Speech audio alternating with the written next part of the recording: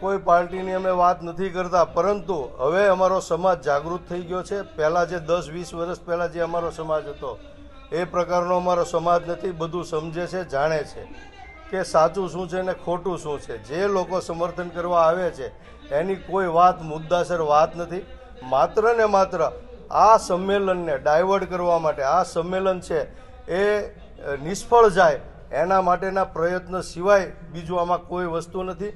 કારણ કે એ લોકો જે વિરોધ કરે છે, જે ચર્ચા કરે છે, એવા કોઈ મુદ્દા આમાં છે નહીં। અને આજ સુધી જેટલા જે સમિતિના જે આયોજકો અહીંયા બેઠા છે એણે ક્યારેય કોઈ પણ પાર્ટીની વાત કરી નથી, કોઈ પણ પક્ષની વાત કરી નથી, કોઈ પણ પાર્ટીના કે પક્ષના ગુણગાન ગાયા નથી, અને કોઈએ કોઈ પણ પ્રકારના વાઘા કે ખેસ પહેરી અને મંચ ઉપર આવ્યા નથી। એટલા માટે કહીશ કે 100% આ જે સમર્થકો છે, જે વિરોધ કરે છે, એ લોકો પણ કોળી સમાજની અંદર જન્મ લીધો છે અને એ પણ જાણે છે કે કોળી સમાજની અંદર છેલ્લા દેશ આઝાદ થયો ત્યારથી લઈને આજ સુધી આજે અમારા 40 સંસદ સભ્યો, ધારાસભ્યો, મિનિસ્ટરો છે, છતાં દુઃખ સાથે કહેવું પડે છે કે કોળી સમાજ સાથે અન્યાય અને અત્યાચાર વેઢે ગણાય એટલા અન્યાય અને અત્યાચારો થાય છે।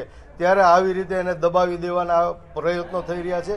ત્યારે આજે કોળી અને ઠાકોર સમાજના યુવાનો ભેગા મળી અને એક સંમેલન કરવા જઈ રહ્યા છે। અને જે રીતે વિછિયાની અંદર જે ઘટના બની, આ કોઈ સ્પેશિયલ વિછિયા માટે સંમેલન નથી, પરંતુ સમગ્ર ગુજરાતની અંદર કોળી સમાજ ઉપર અન્યાયને અત્યાચાર થતા હોય એ ન થાય અને આવનારા દિવસોમાં અત્યાચારો અને અન્યાય બંધ થાય। જે હિટલરશાહી, જે તાનાશાહીથી કોળી સમાજ ઉપર અત્યાચારો કરવામાં આવે છે, ખોટા કેસો કરવામાં આવે છે, જે પીડિત પરિવારો હોય એના કેસો લેવામાં નથી આવતા।